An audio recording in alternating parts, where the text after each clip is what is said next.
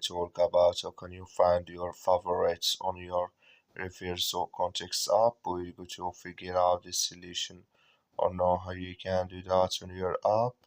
So you just follow these ways, then it's going to work with you. So all you have to do now, so you just go here, you go above this sign, click on it here.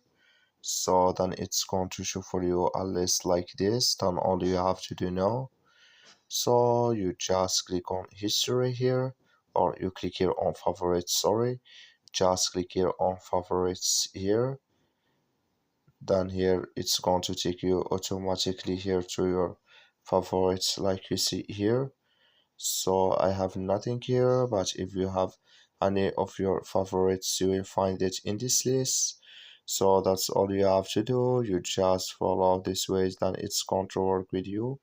Thank you for watching. Don't forget to support us by liking, subscribe.